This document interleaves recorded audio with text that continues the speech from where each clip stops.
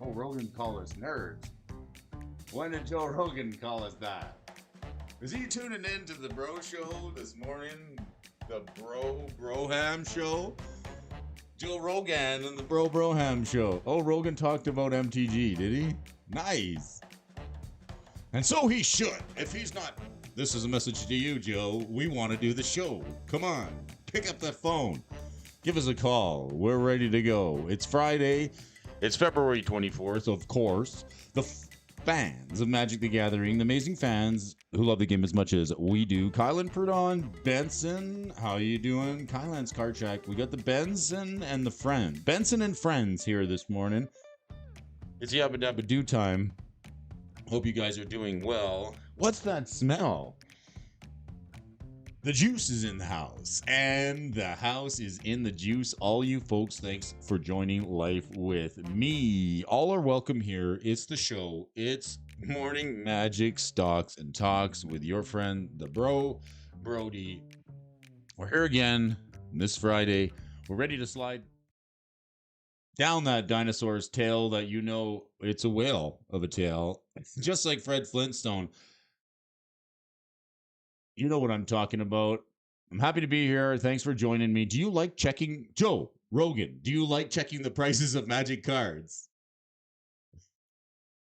Or is there enough information out there, or is there just too much information? Can you find what you're looking for? Does it make any sense to you? Do you have trouble tracking the prices of cards? Why some are valuable, why some aren't? Well, I'm doing it every day. You might as well join in the fun. We've got the fans of Magic the Gathering, the amazing subscribers, the 210 of you amazing subscribers, fans of Magic the Gathering who love the game as much as we do. Thanks for tuning in. It's awesome. Most shameless plug for the short I made. Nice. Let's check it out. I love the shameless plugs. Let's do it. I can't get enough of it. It's great. We're going to check the price of Hasbro stock here this morning. We're going to have a little sip of coffee. Got the coffee going this morning. It's good. I'm just going to pour myself a cup, arrive here. Just give me a minute to arrive here on the show. I'm going to just get something going here in the bro cup. Does anybody know how to follow Will Smith in the snow? You just look for the Fresh Prince. Let's get this coffee going here this little bit.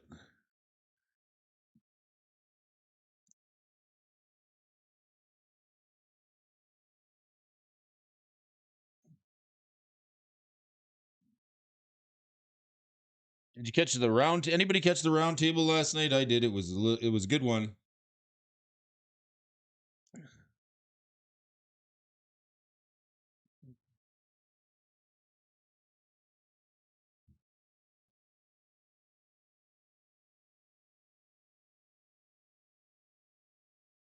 Well, should we take a look here?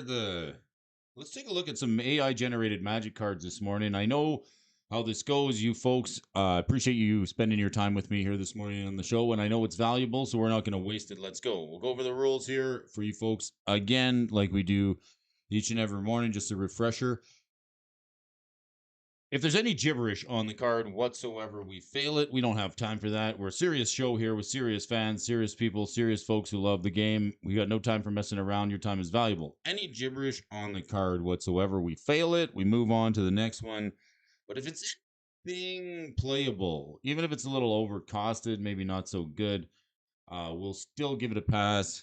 Just like to warm up here a little bit this morning. Make sure the stream is working good. Do a couple of preliminary checks. Kylan says, I finished my foil 8th edition set a couple of days ago. Wow. I need a new adventure in this collectible game. I'm thinking to go for a full invasion block set of foils. Wow. 8th edition foils. That's incredible. Congratulations. That's a hell of an accomplishment. Invasion. The round table was great. I love the Benson input. I do too. And Benson's awesome. He's like the best guy to have on the show. He's like always got insight. I love it. Well, that's why we love to have the show. I kind of got I got bored of tracking these magic prices all by myself. So I've never been happier since I started doing the show. You guys joined me in the morning. It's been great. Let's take a look at this card, Sylvan Breaker. What do you think of this card here? Can we what do we got? What do we got going here this morning with the Sylvan Breaker? This sucker's a 4-mana artifact creature. 0/0. Oh, this isn't looking good. It's a 0/0. Oh no. Human Torer. Hey, shout out to Dusty Cully. This is a Torer. Not a Torred. It's close, but it's a Torer. Let's check it out. At the beginning of combat on your turn. If it's not your turn, you may exile a blue card from your hand rather than play the spell's mana cost. You may reveal your graveyard from your library, green and tap it. Target creature can't be blocked this turn.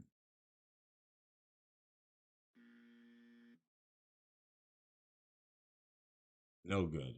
This is insane. This is no good. All right, we can't pass it. There's no way.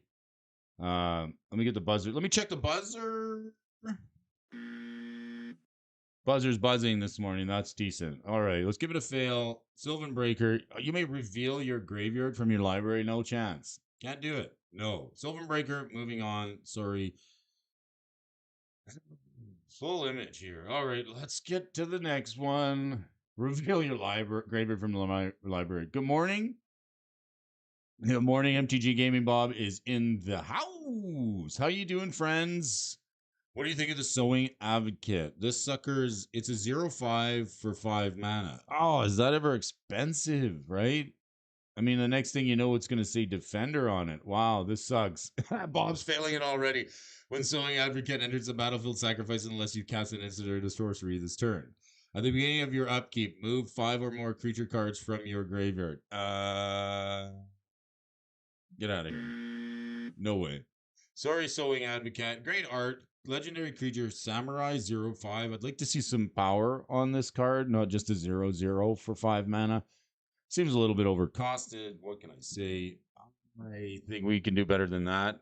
This guy's hanging his head in shame. He knows it. He knows it. He's like, oh gosh, I've got my sword here, and they won't let me back unless I come home with something better than a 0/5. He's full of disappointment here this morning. Who else we got? Fail it. Oh, this one's a fail too for surezies. Bob, we got to give it to your preemptive strike on this one, buddy. It's for sure. It's for sure. This sucker sucks. But this one not so bad. A mountain. Do you see any mountains here? I don't know. Is it New Capenna Mountain? This looks like a factory of some kind. Don't know. Trending today is Secret Lair. Secret Lair is trending on the interweb. This fails too, right? Yeah, so the Samurai fails. Do we fail the mountain? Is it going to be the first land second land we fail? Usually the lands pass, but I get the feeling it has to I kind of feel like we need to see a mountain.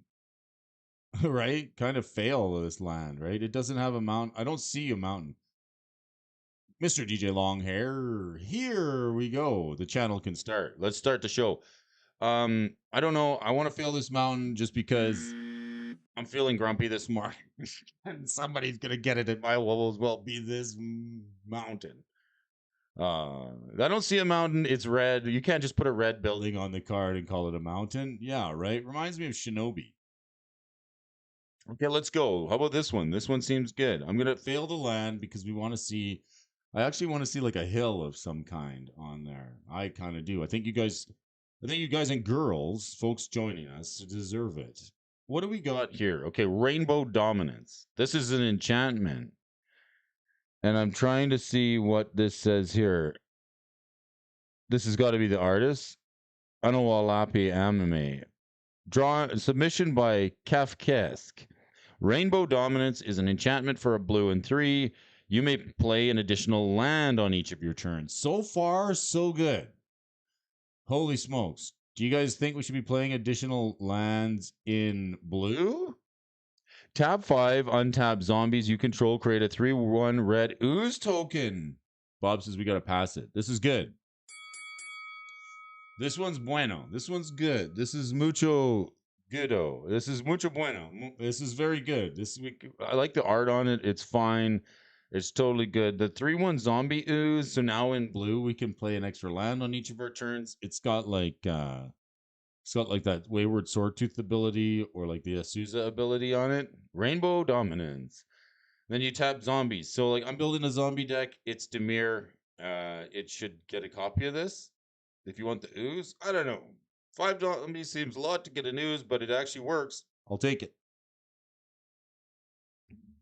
It's totally fine. And it's an uncommon as well. It's not too bad, right? Kylan likes it. Let's give it a pass. I think we're okay with that. This brings us to sort of where we left off yesterday with a Reckless Street Argiver. This guy's a 5/5. He's got a black and 5 in the cost. Phyrexian Sphinx. Commanders control have add 1 mana. Reckless Sphinx Argiver comes under your control. I think we give this one a pass. It has to say tap on it. It does. It does say tap. That's okay. I think we can give this a pass too. Seems fine. It's good. We'll take it. It seems okay. I'm okay with that, folks. How are you doing this morning? What have you got going on today? Where are you all coming from? We've got viewers in the chat. Kylan, nice to have you with us today. Where have you got me? If you got me in the car, hanging from the bumper, you got me on the coffee counter, maybe sitting on the dash on your way to work. Where you got Brody this morning? Is it?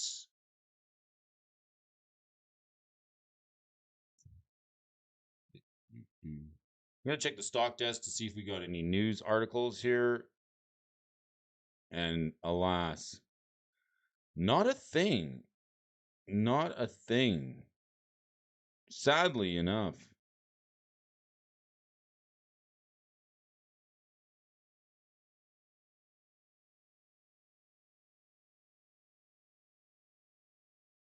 Which is fine because we can go straight into a little bit of movers and shakers. It's Friday, so we got to do a full recap for you folks this morning.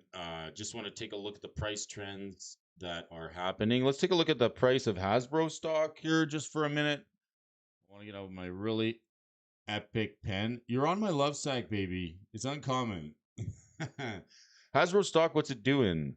What are we waiting for, right? It's down 0.92%. It's $57 over the 1 day. Over the 5, we're down 3.8.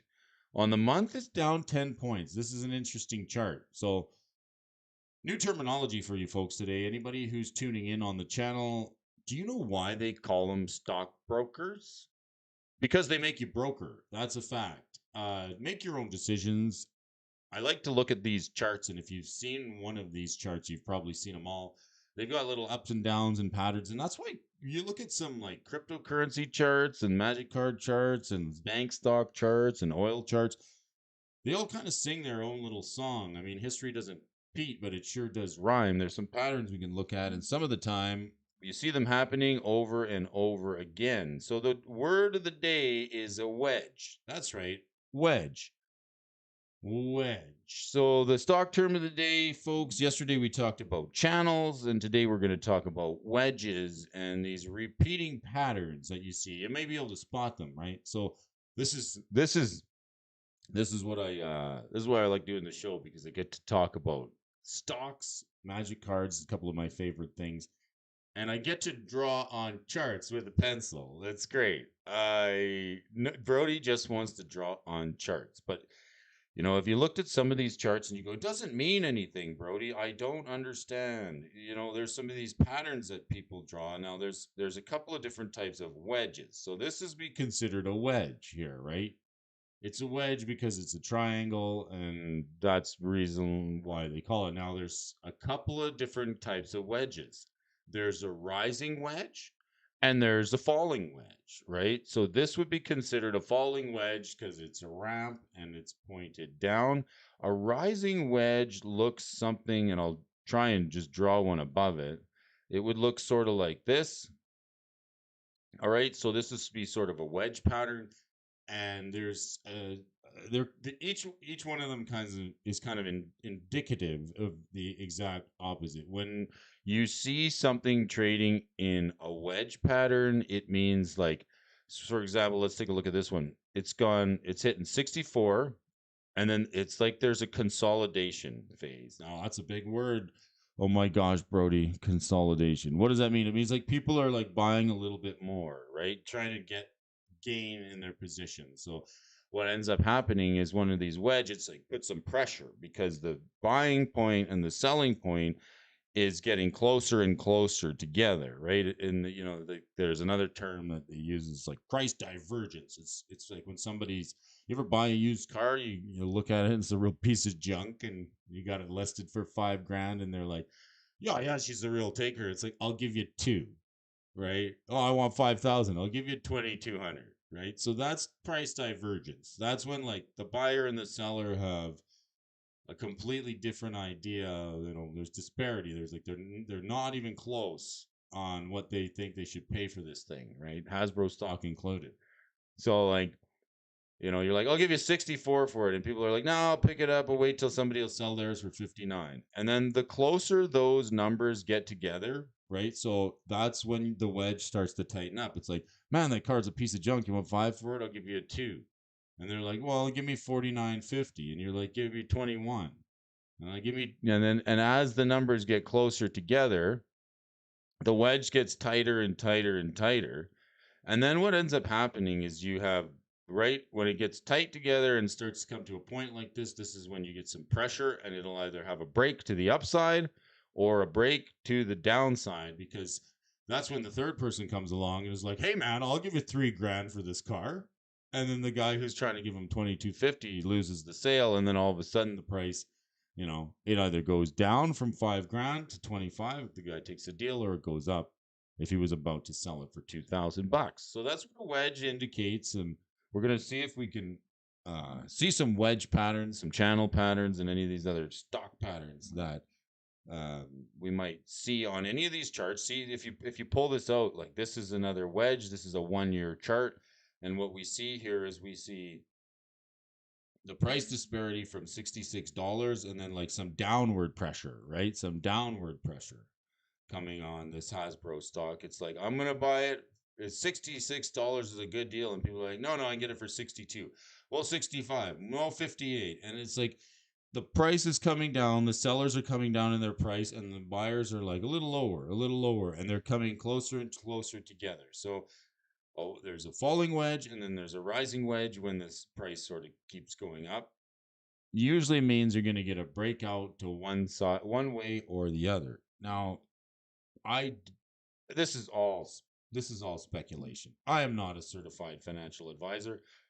All I want to do is draw pictures on charts, and maybe you can come to start to recognize some of these patterns here for yourself. And then you too can be like Captain Ahab with a shiny harpoon, ready to strike the magic market and get that fun into your Magic the Gathering collection. So why do we want to know all this? Like, really, what does it mean to us? Well, it means you're gonna have a sip of coffee for sure. On the 5-year chart, we're down 40%. Ugh. I don't know what this shape is. It really is kind of hard to put my finger on, but let's put it on the max. All right. Got a couple of patterns happening here. Let's have a sip of coffee. Good morning, folks. We talked a little bit of stocks. I want to do a recap for you, full recap for you folks this morning. So what are we going to have here? We're sort of sitting back. Right now, I made a couple of posts. It's like Hasbro has tapped out. They really have. They've tapped out. They've floated all their mana. They're like, I'm going to tap 20 blue, right? And I'm going to cast Commander Masters and Lord of the Rings and Mother of Machines and all these other products. I'm just going to put all these products on the shelf. And now it's now or never for them, right? It is tough times. We're going to be settling up for we're preparing for a little bit of a tougher 2023 than what we're used to based on some of the other Brody favorite charts here. So it's going to be a tough time for them to actually move all this stuff. And I think if the players stifle this entire effort, meaning we don't get excited, we don't go, oh my God, can I please have some more? If we don't get excited and pile in too hard, I think some of this stuff is going to sit on the shelf.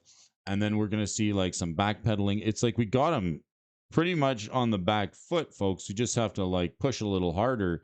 We're not out of the woods yet, but if you imagine if these products don't move on the Amazon storefront like they're expecting them to do, we're going to see the prices come down in price.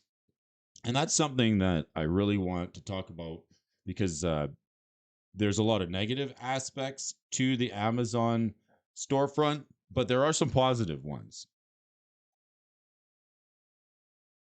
For example, if you can give, now we can have real-time price information. Why is there disdain and disgust towards Midnight Hunt and Crimson Vow? I don't know. That's a good question. Does anybody know? Anyone want to take that? Why is there any disdain and disgust? The bigger question for me is after this current barrage of products, Lord of the Rings being the pinnacle, what can they do to top that lineup? Where do the masses stop caring and lose interest? It's a good point. Where's the disdain and disgust for Crimson Vow?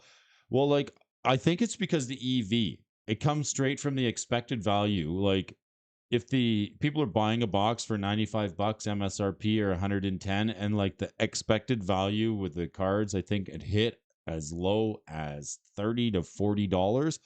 I think that's where the feel bad comes in. The black and block in the lore had flavor and was a home run in my opinion. I see cards from that set all over the standard meta. People get Benson. I get people that love the hunt for a meat hug. CV Crimson Val gets no love. Well, that's the other thing too. Like, it only takes a matter of time. Like that could be another dark horse, like a sleeping giant.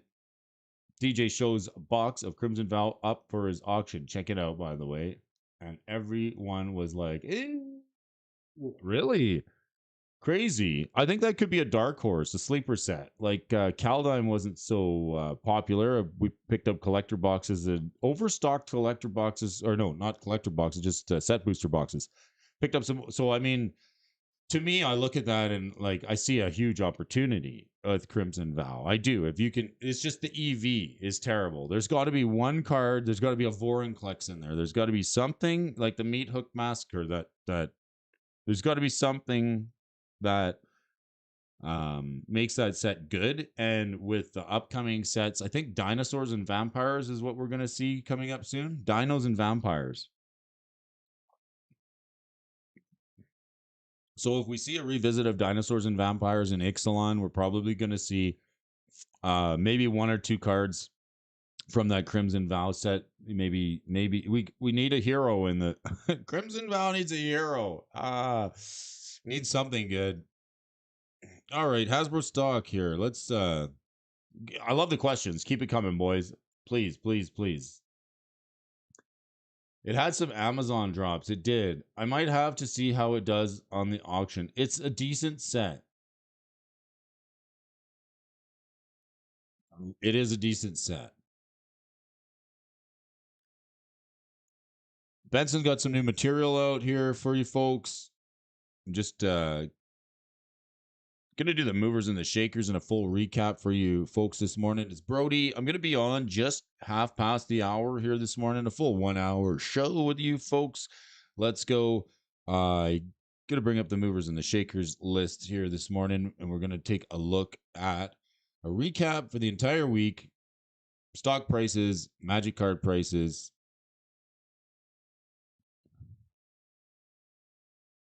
And take a look here. Twiddler says maybe because there's no real chase cards in the Crimson Vow. I mean, there's Sorin, but cards not very sought after from what I've seen. That's right. I think the Meat Hook is probably one of the better cards in the set. It needs a chase card. It needs something good. Something has to come out. They are better than Dragon's Maze, but the low EV is due to the relative power. Morning, Tom Mitchell's in the house. Tom, need a comment from you, brother.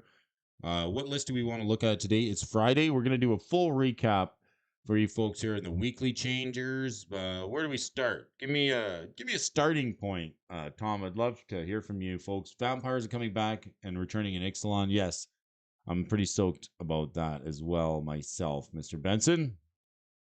Tom Mitchell's in the house. We're discussing wedge patterns, different types of stock patterns, falling knives, wedges, flags. Take a look. Keep your eyes out for some of these patterns that we've been discussing, because you see them. Like, if you, this is all stock market gobbledygook. You know, you learn these patterns from people who are like to draw lines on charts. How does it apply to Magic cards? Well, there are some of these Magic cards that are quite expensive. It's a fact. There's some really expensive stuff out there. I'm surprised to see that these prices haven't are continuing to drift down, and I think they're going to drift a little lower and a little lower the more product hits the shelf. More reprints. I was really impressed by the I want to thank you folks for sharing your opinions on the Amazon Game Store video. It was nice to hear from everybody just a little bit of where you folks are buying your preferred products. Like, I really like the comments where, you know, somebody was saying, like, I buy my sealed product from here, I buy my singles from over here, and then I buy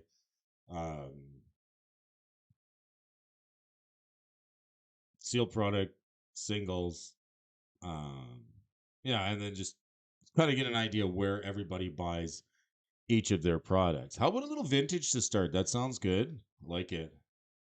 Midnight High and Vow were powered down sets, yes. And compared to what we have now, the Hunt and the Hunt and the Vow seem pretty powered down. Let's take a look at vintage. It's a good place to start. I like it. The reason I like to look at the vintage cards is because these are like the big ones, right? These are like the blue chips. These are like the expensive cards. A lot of them on the reserve list. Some of them not playable. But if you take a look at like the most expensive card in Magic the Gathering, if that's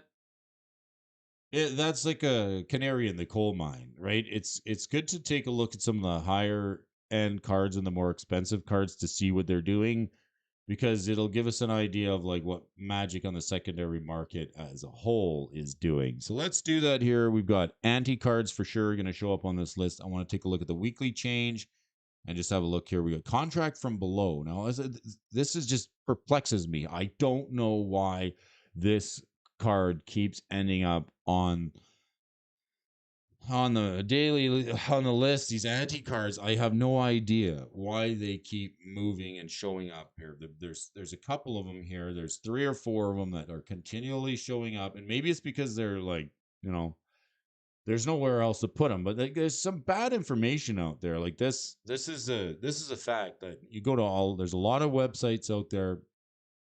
There's a lot of information out there. It's all bundled up differently. Some of it makes sense. Some makes absolutely no sense. But this Contract from Below is a card that makes little to no sense to me to why it keeps popping up on the movers and the shakers list. And here's why.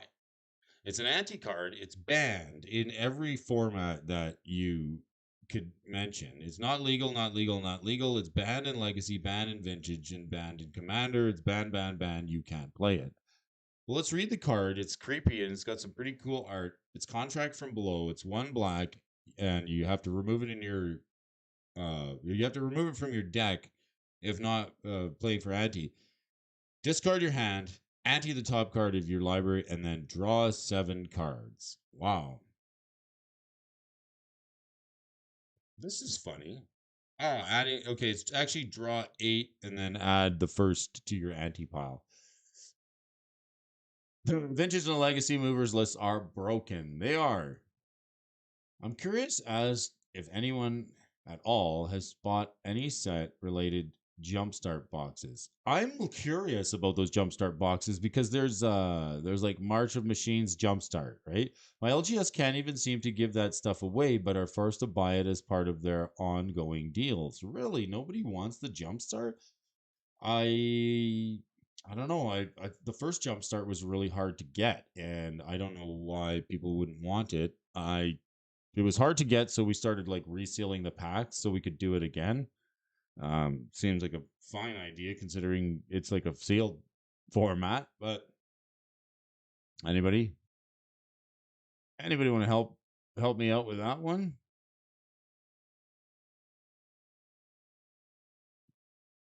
Let's see here. So we can't play this. Who's buying this card? Well, it's a couple of things. One, it's a figurehead because it's on the reserve list. So what does this tell us? It says the reserve list is here, and we're going to put some of these cards on it that we should never print again because of reasons. And this reason being anti, right? So I guess this card is collectible for people who are trying to put sets together. It is a rare from Alpha. So just in nature, it's going to be a bit hard to come by.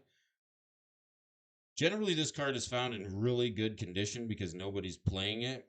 Graded copies on this. Here's a 9.5 for $2,000. Again, if you wanted to pick something up just for like long-term investment or a set, this would be one of the only reasons to buy this card. And it's up at the top and number one on the list this week. Here's a card that makes a little bit more sense to me. We got Chaos Orb. This is the collector's edition. This card actually sees play in old school. Now I know it shows here. This is a more bad information for you. Now this is what this is part of what we do here on the show is like weeding through the swamp, right? We got to drain this swamp here. There's a lot of bad information here. Let's weed through it together here. This legacy banned, vintage banned, commander banned, not legal, not legal, not legal. What is not showing here, and this is a lot. This is it. Once you start to read between the lines, I find it funny that Commander was a player invented in a player driven format. Uh, it would be like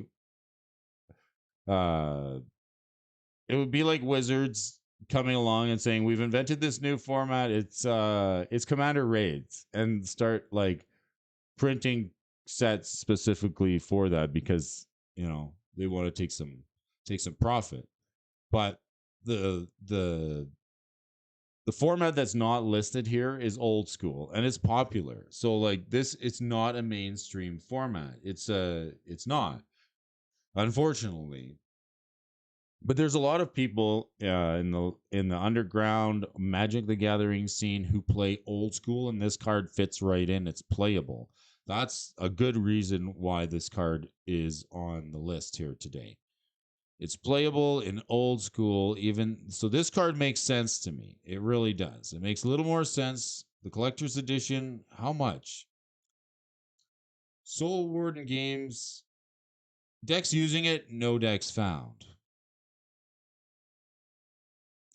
I like it when you have some information that goes like counter to the mainstream narrative. You're like, yeah, but that card's good in this format. I think Superfast is pumped for the Lord of the Rings jumpstart. That was hilarious last night. Commander Rage sets are coming. Okay, let's check it out. We got the Chaos Orb. This one is the 2-mana artifact. I like it because it goes in every deck. And it's funny because like a card like Aeola Pile is colorless damage, and this is colorless removal. So thanks to Murray Cooper, I got the Brody Alfonso mug happening this morning. I do. 2 mana, so you can pay one with a Soul Rings. For turn 1 Soul Ring will cast you the Chaos Orb. It's 2 to get it on the battlefield. It's 1 to activate this and tap it. You got to flip it onto the battlefield from a height of at least 1 foot. It's got to turn completely over once during the flip, and then anything like it touches is destroyed, and then it's destroyed itself. You can only. This is another reason why Bob says I would just love it if more people play Commander Raids, right?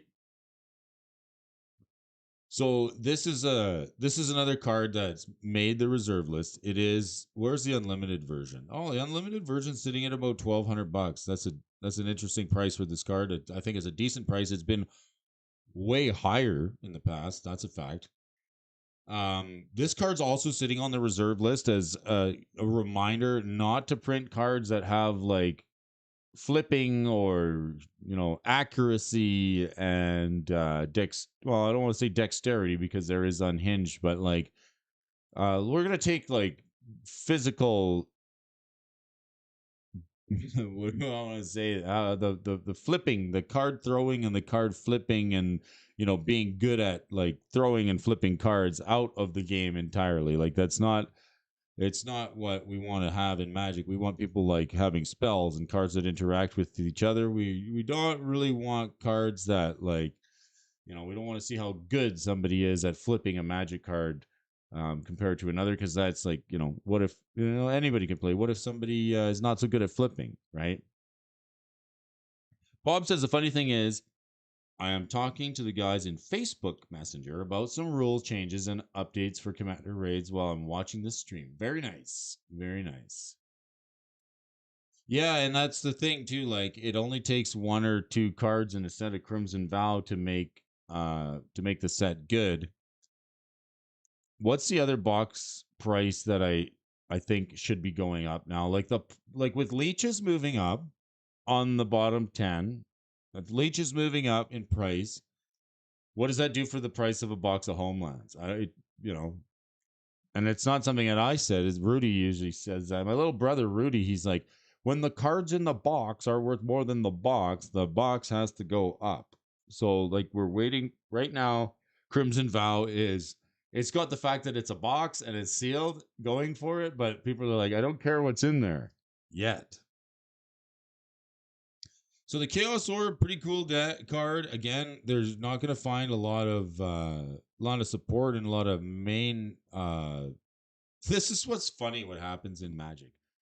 Uh, I think it's funny what happens in Magic. So there's a lot of misdirection and there's a lot of distraction and there's a lot of hype and there's a lot of getting people excited about the game, which is really really good for it. It's part of what I love about the game of Magic. Like, just getting to events. It's almost like being at a carnival when you go to a Magic event. For me, it's like so exciting. There's games. There's never enough time. You just want the weekend to last a week, and there's just the time goes by so fast, right? Next thing you know, you look up and it's time to go home, and it's like, oh man. But the it's hard to trust what's going on while that all is happening. It seems funny when you've got an online gaming platform that essentially is going to not be so good for local game stores, but so they take with one hand and they give with the other. I think Benson made a comment about that. It was a pretty interesting comment. The way big businesses can push around little businesses. That's a part that is a little bit concerning about. But it doesn't mean there's nothing we could do about it. It just means that you have to look elsewhere for the information that you're looking for. Read between the lines and make your own decisions, especially when it comes to the prices of Magic cards and what you're willing to pay for them. So if I find that the cards that are played in old school aren't so volatile because they're a little more stable, and I like the stability. Like I do prefer the stability rather than the rocky waters of say modern or standard, where the cards tend to go up for a period of time and then like come straight back down or even go all the way to zero once they rotate out of the latest format. So what does that mean for us today? It means that the contract from below is on the list for no. This is like a red herring, right? It's like I'm keep seeing it. It doesn't do anything for me, and I'm not buying it, right? But maybe that's gonna be a mistake someday. I don't know. Maybe someday someone's gonna come along and say I own all the contracts from below. Who knows? But it's the same as this card, Dark Pact, and this card too, Demonic Attorney. These are two more anti cards that are on the movers and the shakers list today. They're a couple of $100. This one is the collector's edition, so I don't see why these are moving, except for the part The art on them is really good. So let's run down the Amulet of Quaz. Let's run down a little bit farther down the list because we got repeats, except for this card, Amulet of Cause. This was a card that was, this is funny, right?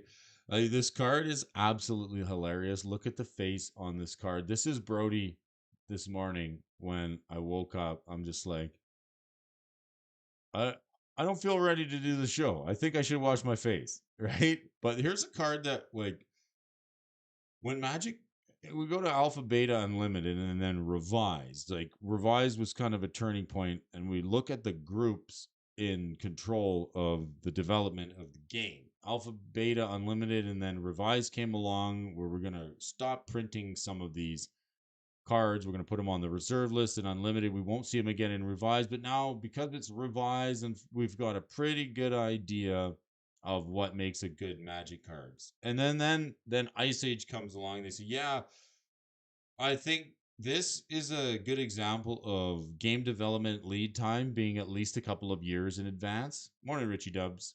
Because then this came out. 6 mana for the Amulet. Remove it from your deck before playing if you're not playing for Ante. Well, Ante was already controversial when Ice Age hit. And I think a lot of people. Good morning, Time Capsule. I think a lot of people were already not playing for Ante when Ice Age broke. If there's anybody in the comment can make a comment, if they, because for me personally, when Ice Age was around, nobody was playing for Ante already. It's like, no, nobody does Ante anymore. But it could very well be. But then this card kind of was slipped in there from game design. I don't know why they didn't cut it, right? Why did they didn't cut it and not print it at all? Maybe it was already on the print sheet and they had to go with it because it came out and was immediately banned. 6 mana, remove it from your deck before playing for Ante. 0 and tap it. Sack Amulet of Quaz. Flip a coin. Target opponent calls heads or tails while the coin is in the air. If the flip ends up in your favor, that opponent loses the game. Otherwise, you lose the game. Effects that prevent or redirect damage cannot be used to prevent this loss of life. Use this ability only during your upkeep. The opponent may ante an additional card to counter this effect. So this basically, here's another reason. Magic is a game of chance. In fact, like there's dice rolling at the beginning, turn 0. There's a element of randomness that's important to the game. We're gonna flip. You ever? I mean, what can you do in a game of Magic when your opponent sits down, wins the draw, and then like wins on turn 1? You can't do anything. So there's like, but they have to have good luck, right? They have to win the flip, they have to have the nut draw, and then they have to not misplay. So there's like a bunch of elements that. There's a bunch of elements. I got to check out Richie's new invention. Ante is further proof that the creators intent the game is not supposed to be a commodity. That's a pretty good. Ante is proof that the creators of the game is not supposed to be a commodity. Interesting comment. Spicy comment, meatball. So this comes down to, this is like, okay, let's boil this whole game down to just luck, a coin flip. And like if it doesn't go in your favor, you can just ante an additional card. So this is kind of funny, right? Kind of funny that the whole game can be reduced to a coin flip, and they put it right on this card, and then they say, no, no, no, no, no, like we got to get rid of that flipping and anteing. If you think about why, a mechanic that basically makes you give your cards to the opponent. Yeah, it's hard to understand. A game mechanic that would make your cards give your cards to the opponent. They face the face on Liberator Urza's Battlethopter looks like Brody.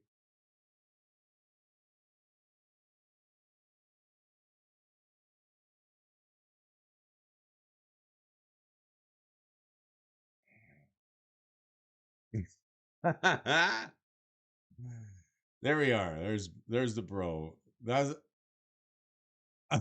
no, no, not at all. This does not look at all like me with some red eyes. I disagree, Benson. Ante is proof it was a commodity, and therefore you have something to stake. I agree the game was not designed as a commodity, but it is designed as a collectible, and collectibles are generally meant to have some financial value. I don't know. I'm not seeing the connection here. I'm not seeing the likeness between the Battlethopter and myself, but you know, like maybe that's a question I need to know. The amulet of cause. So a little more like the I thank you though. I appreciate that. Is it? I'm kidding though. It kind of does, doesn't it? It kind of does. It's funny. So this is an interesting card. It's kind of funny. Dan Fraser. Hmm. I'll give you another example. Here's another, and I'm going to put this card up for you here. I'm going to punch it in, and it's 1996 World Champion. Okay, so we did the Savannah Lion video just a little while ago. I would wonder how much this card is worth. Like, where can you find this card? Like, this card is one of the most expensive cards in Magic. I can't even find a price on it. This is an actual Magic card, right? So you want to talk about the black market, the unspoken market. This is another card where that it's probably one of the more rare cards in Magic. I can't even find a price for it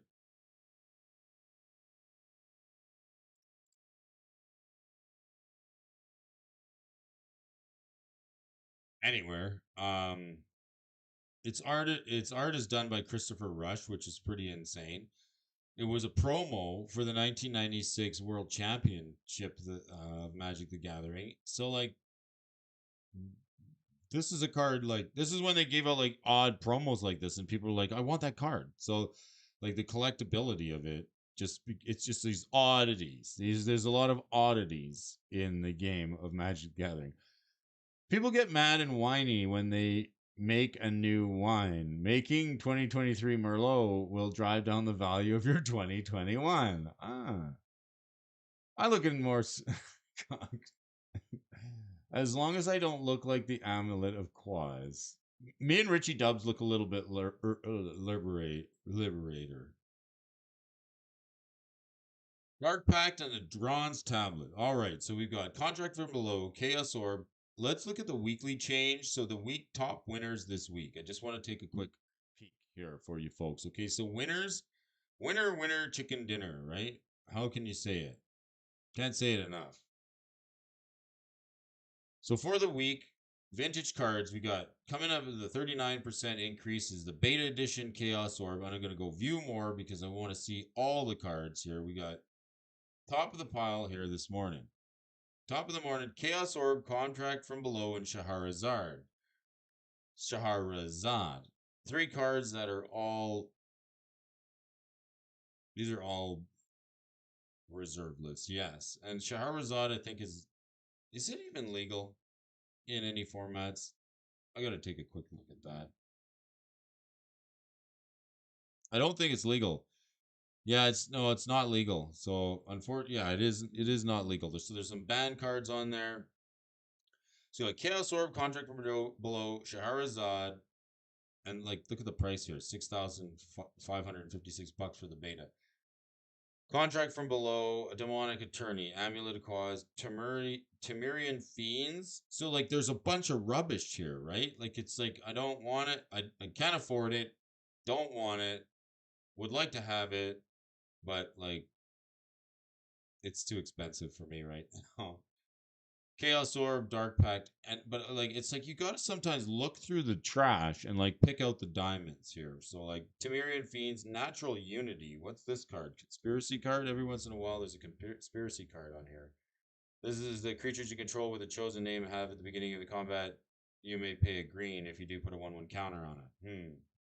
Not the card that I think it is. Hold the perimeter. $10,000 for this card. Why is it? That's got to be a mistake. It is. Weight advantage. Yeah, why am I not surprised? So those are the big money cards and the losers for the week. See, it's almost like it's almost like the repeat on this side here. We got Dark Pact, Contract from Below, and Demonic Opportunity, and Falling Star. Here's a good card. Falling Star. Legends Reserved List Rare, I believe it is. Yes, Legends Reserved List Rare. This is the alternate flippy card. Jewel Bird.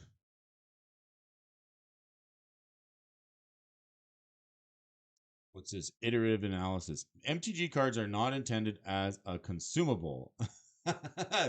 Right? I was a wine distributor for a time. Most wine is meant to be consumed within 18 months of bottling. I don't remember the exact percentage, but something like 98% of wine goes bad in 4 years. Wow. Kylan says, I don't think we would have as much of a reprint argument and value loss if they were overprinting. Still, the main issue with the game currently, why people didn't like sets like VOW and Modern Horizon. How does Charizard work with Plane Chase and Commander and companions? That's a good question. Because you got to like pick up and like start a new game. I don't actually know. Judge! Can we get a judge? Wait, the only person that consumes magic cards. How do they taste? I want to take another look. Let's take a look at the all list here this morning. There's even a March of the Machines. So like this is some interesting stuff. Let's take a look at this. This is March of the Machine here. This is good. This is new material, right? So the new material is interesting and exciting, and that's why we like it. But it doesn't mean you should overpay for it, really. This card is going to be super popular. This is a Thalia and the Gitrog monster. It's Abzan, right? Is it not Abzan? I think it needs red, but nevertheless, first strike, death touch. You may play an additional land on each of your turns. This thing's already kind of, this is all speculation, right? But we get to look at some new stuff here together. Because like I've seen this Thalia and the Gitrog monster over and over again on the internet. So this is pretty cool. I didn't see a suggested price, so it's like $34. I also like the fact like I like the fact that you can sort of get an idea what these things are going to be selling for by pre-order, and that's another thing like the Amazon website does for us. So like I'm interested. I'm not like, it's almost like showing folks your hand when you're like, you put all your, when what they do, what they've done, they put all their products on Amazon. So now you can like, if people don't pile into a lot of these products, and some of them are going to sell very well and they probably should, right?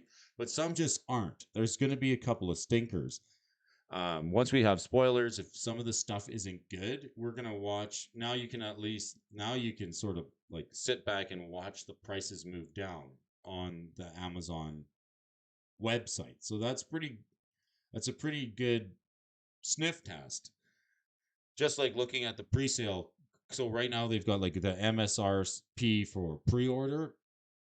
And if they don't fill the pre-order numbers, they're gonna drop it down, right? So it's like an IPO. Like they want to IPO. They want to do like initial public offerings of all the new sets that are coming out. They're like, we're going to do an initial public offering on Lord of the Rings. You can buy it now before you even know it's good or bad at this price. And people are going to be like, you don't want to show me what's in it. I ain't buying it. And then they have this disclaimer that says, if the price goes down and you've pre-ordered it, you'll get the new better price. It says that right on there. So like, why doesn't everybody just like get together and be like, well, let's just not buy it and move, they'll have to move the price down, right? Like it's funny. You folks have more control than they think. They really do. So that's what I think might just happen. And it's interesting to see when people start to get a little bit of a like-mindedness. If there's one or two of these sets that just doesn't look good, it's probably not going to sell very well. Having the Pro Tour going and taking Paper Magic on the road again is another way to hype all these new products coming.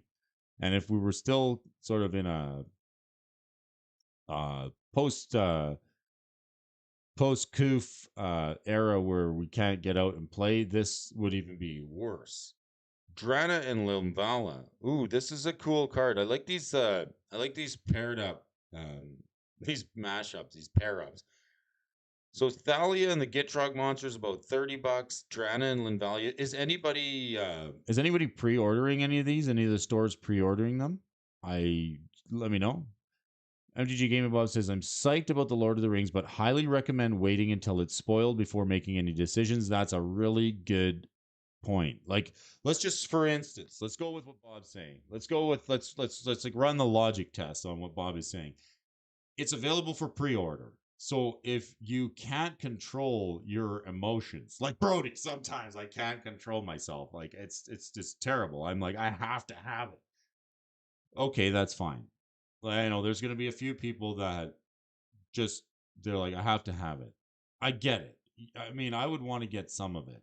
Why not? But if you can say, exercise a little bit of self-control and say, okay, I'm going to wait till the cards are spoiled, give it some time, and the price may well, okay, Bob says I'm debating buying 6 lot collector boxes, but almost 400 is a little steep as it might drop after release. Yes, that's the other thing.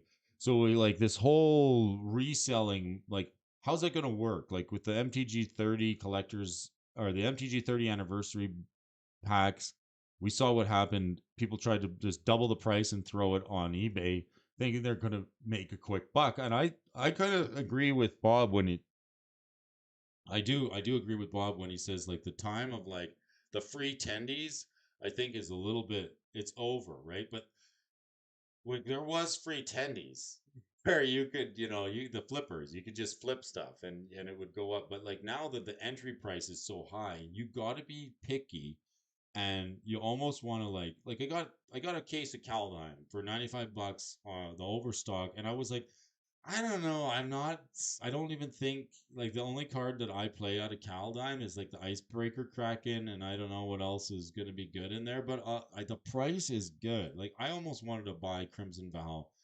I do. But I'm like, if I can find it for $50 a box, I'd buy a case of it, right? Maybe a couple of cases. In fact, it was load up the truck, right? So when we're looking at that chart, and I'm not going to put it up again today, but if you look at the chart, like there's going to be some huge opportunities to pick up the undersold products on discount. The ones that I really want to get my hands on are the reserve list singles, the ones that I need to round out the collection. But that's just me. What is important to you? I'd love to know. Do you like to sit on it? I know Murray likes to have like a stock of unsets on hand so he can draft. I know he likes to keep like draft boosters on hand. And like I prefer draft boosters. If I can have a case of all draft boosters on hand so I can fire a draft at any time, that is fun to me. And while the market's in turmoil and expensive sets are coming out, I can still have friends over and draft my, $95 box of Calvine or whatever it is, War of the Spark. It's still good, and it's a lot more fun for me when you buy a box that's that's got more EV to it, and you crack it with friends, and you're like, holy smokes, I got a foreign collects. Oh my gosh, that's sick. That's like half the box price right there, right? So I'm thinking about it. I'm like, well, I mean, out of the case of Kaldheim, there's got to be one Vorinclex in there. Should be anyway. Benson says, I want Bean and Art of Boromir. That's all for me for Lord of the Rings. Kaladin is stacked with very playable cards. It really is. I I screwed up and did it right. That's just an example of just you're like, I see the price. That seems like a good deal. And it's like, it is. Okay, I'm gonna buy some. But like now it depends where you look, right?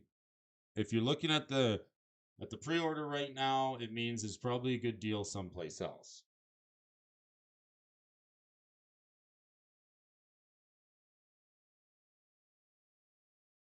Highly recommend until it's spoiled before making any decisions. If it is really good, the people who pre-order it aren't going to be disappointed, but I think that those are the fans who are going to want it anyway, right? Chandra's Hope Beacon. Oh my gosh. Let's look at this Planeswalker here. This seems expensive. $33 for a new Chandra, 6 mana. $33 for a 6 mana Chandra. Okay, 6 mana Chandra. I like me some 4 mana Chandra usually, but whenever you cast an instant or sorcery spell, copy it, you may choose new targets for the copy. Its ability triggers only once each turn. So you get that automatic copy. +2, add 2 mana of any combination of colors. Wow, she makes any color mana. And then exile the top 5 cards of your library until end of turn. You may cast an instant or sorcery spell from among those exiled cards. And then -X, Chandra's Hope Beacon deals X damage to each of up to 2 target creatures. Decent Chandra. Jin Gitaxis is back? This isn't the core augur. This is another Jin Gitaxis, 5/5. Whenever you cast a non-creature spell with mana value 3 or greater, draw a card. I remember there used to be a time when these spoilers would come out and then stores would already have pre-orders going, and then that would decide how many mass box openings they were going to do. And then you could pick up your singles, right? Spirit of the Night says, I bought a case of Baldur's Gate for 60 each. 1 copper dragon paid for the box. Nice work. There we go. MTG Gaming Bob's going to wait for price hikes on sealed pass for the most part and can easily afford to wait. You have different needs and appeals to your buyers. I'm going to wait. The days of price spikes on sealed have passed for the most part. I can easily afford to wait. You have different needs to appeal to your buyers. Yeah, see, from a guy who's... Morning, folks. Morning, Prime 406. Good morning, how are you? Yeah, for a fellow who games and needs product on hand to keep on keeping on, that's a good point. You know, it's you need some of the new stuff, right? So, yeah, where do you get the new stuff from? It can be it can be risky. I feel your pain there, Mr. Twiddler. It's tough to do. It's tough to do that. And that's probably why there isn't a ton of people doing that, because it's a tough job twiddling. Heliod, the new Heliod. Hello, 4/4. When it enters the battlefield, return target enchantment that isn't a god from your graveyard to your hand. A Phyrexian blue and 3, transform him and activate only as a sorcery. He gets transformed? What do we get on the other side? Oh, Heliod the Warped Eclipse. Phyrexian god. Heliod's been Phyrexian gods now. You may cast spells as though they had flash. Spells cost 1 less to cast for each card your opponents have drawn this turn. Alright, so there's some Phyrexian gods now. Galta and Maverin. This is an interesting card, right? The dinosaur vampires. Yargle and Multani. I like that we got an 18/6. Just a big front end on it. It can't be bigger. And Moment of Truth. Thanks, Prime406, for joining us. I appreciate you here today. It's Friday. It's Yabba Dabba Doo Day. The term of the day when it comes to stocks is wedge. And I don't mean sandwich. I mean just like a wedge. Let's see if we can find a wedge for everybody. Look at the time. Holy smokes, where does it go? A case for 60? I'd take that deal.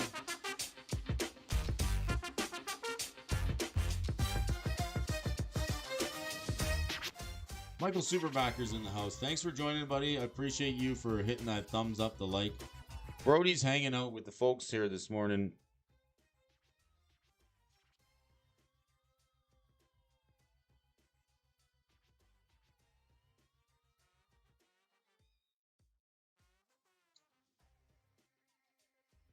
Anybody got plans for the weekend? I think I'm going to go and learn how to make myself a banana split. That's why the day after tomorrow, I'm going to be heading to Sunday school.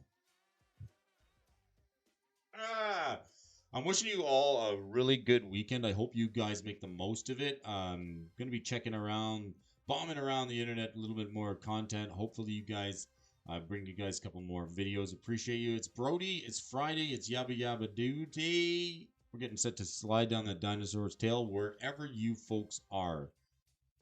Be kind to one another. safe adventures, watch out for the snowplow, ski with care, and stay on the groomed runs when it comes to Magic the Gathering. Don't venture out too far out of your comfort zone speculating in this time. There's a lot of products out there. And if you don't like tracking the prices of Magic cards, let me do it for you.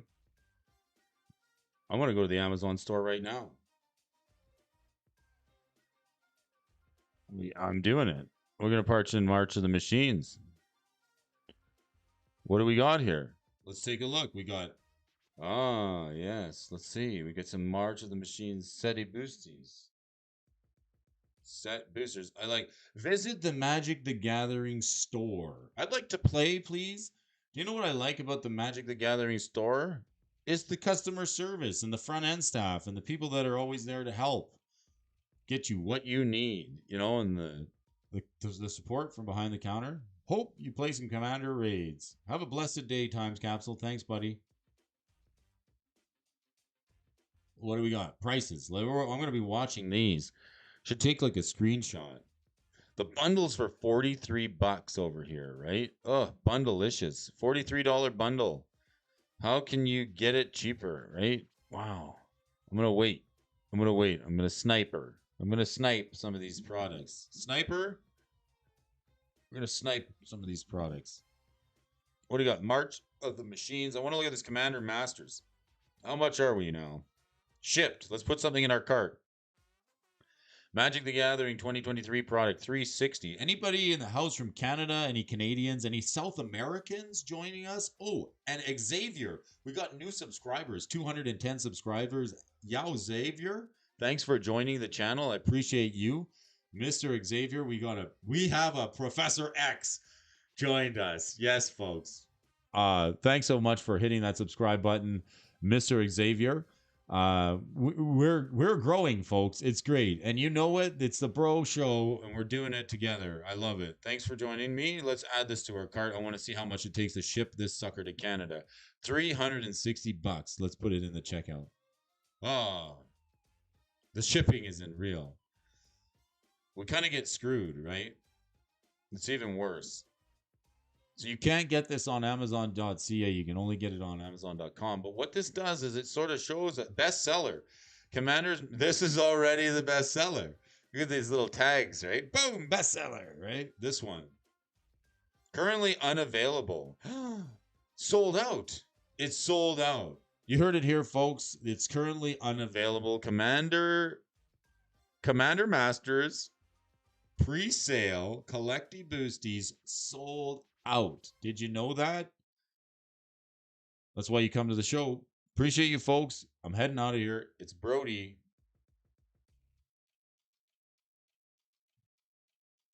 Enjoy the weekend, everybody.